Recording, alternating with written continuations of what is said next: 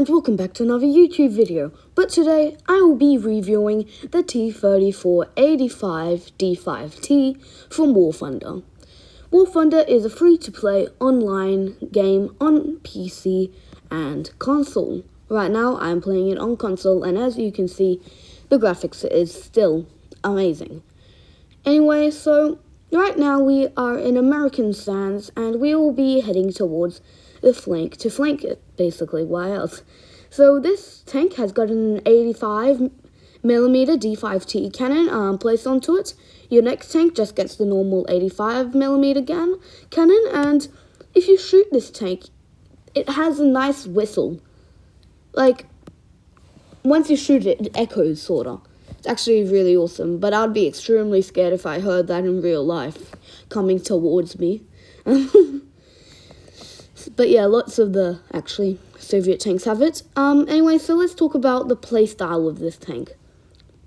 This tank, because of the sweet sloped armor, all of the frontal armor is 45, or all of the armor on the hull is 45 degrees. I'm not 45 degrees, 45 millimeters long. But now that it's angled, it's even better and it's even thicker. So that's way better. And that also helps you do the playstyle. So, okay, let's think about it. It can't zoom in at all. If you're playing on using an Xbox controller and you click on X, usually it would zoom in even more. But this tank, it can't do it, sadly. So that's something I do warn you about. So you can't play as a sniper that well. But this tank is mainly made to be played as well, a main battle tank. A tank that just drives straight into battle and hope you live. And try to kill as many enemies as you can. That's how I usually play this tank. Except, yeah, obviously you can hide behind buildings. But the good thing is that usually your enemy either can't penetrate you. Like, I was playing against an M18 and a IS-1, I think. None of them could penetrate the armor, or their shots bounced off the armor. Which is extremely good. As you saw just there, the shell bounced off. Bounced off, actually. So that's something really cool about this tank. Second of all, well, it just looks awesome. Like, I don't think you can get a cooler looking tank than this. But if you want this tank, and also if you want to customize this tank and make it look historical, I recommend you to go to USSR tanks and get the numbers. And if you look at the decal on the side of, if you look at the decals on the side of my tank, you will see that actually, they look historical. You can just try to find them in the decals area.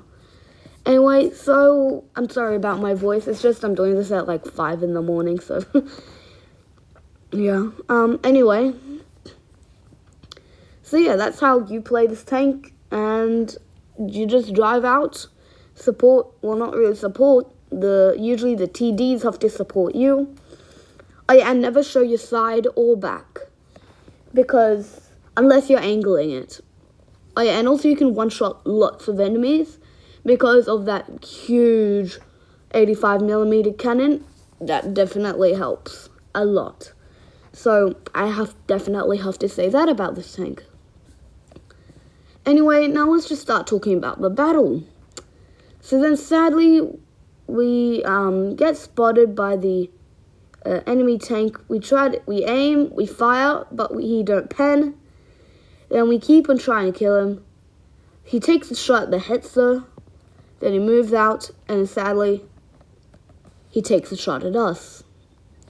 But yeah, as I said again though, you sort of need to angle your arm, or not angle it, just try not to die. So don't just drive straight towards your enemy, even if you certainly know they're gonna kill you. Because especially with the American and British tanks, they have extremely powerful guns. But usually I'm able to live to the American TDs, like the M18, and the Challenger. Usually their shots bounce off, but that's not always the case. And But it's not a heavy tank like the KV-1 or the IS. It doesn't have the most armor in the whole world. So yeah, that really sucks, but what can I say? By the way, guys, sorry for the low quality. It's just I'm playing on console, but then I'm screen sharing it onto my mobile, so then I can actually record the video. So yeah, sorry guys for that. Yeah. So yeah. Anyway, what I will need to be doing in this video looks like I will. It looks like I will need to head out and try to actually get the. We're gonna capture A, or capture B. Sorry, and then once we capture B, we'll run into a few enemies, like always. Thanks to this beautiful tank's gun, we are able to ammo rack tanks very easily, and we are always able to find a weak spot on the enemy. So there we go. I think it's an M18 on a Churchill. Churchills are kind of annoying though. They're kind of difficult to, get a kill, since their armor is like, they've got lots of spaced armor, which is very annoying. That's why it's always so difficult to kill Churchills. Then we take a few blind shots into the tank, and yeah. Then I think he ends up being, after this shot, I think he's dead now, but just to make sure we take another shot at him. And, well, yeah, he's dead by now, right? Yeah. So yeah, I tried to zoom in as much as I could. I couldn't really zoom in that much. So yeah. Yeah, the playstyle with this tank is you want to take cover behind things, and thanks to that huge gun you have on you, you're able to get lots of easy kills like a tank destroyer, which I think is awesome. You're more like a lower tier tank destroyer, so like you're not able to kill all of the tanks in your tier, but yeah. Also, you're able to survive lots of artillery strikes, which is extremely good. So yeah, I really love that as well. Unless it's coming from, I believe, well, basically, yeah, artillery. This tank's still vulnerable to artillery strikes. It's just you're able to live. Like, there's a high chance of you not dying in the artillery strikes. And I die a lot from artillery strikes, so that really sucks. And also, guys, remember, with this tank, always aim. Look, there's lots of times when I could have killed someone, but I didn't because I wasn't aiming. Like, see that M18 right there? If I would have taken 1 more second to aim, I would have gotten the kill, but I didn't. And also, yeah, guys, never get stressed in tanks like this, because then you don't aim even when you have a lot more time when you're able to aim. So, just need to make sure you guys know that. So, I kill the IS-1's tracks, he kills my tracks. Now I'm looking for a weak spot to kill him, and as I told you, you're always going to find a weak spot on the enemy tank. So then the M18 backs up. I'm not sure what to do, because if I drive out into the field, it's wrong.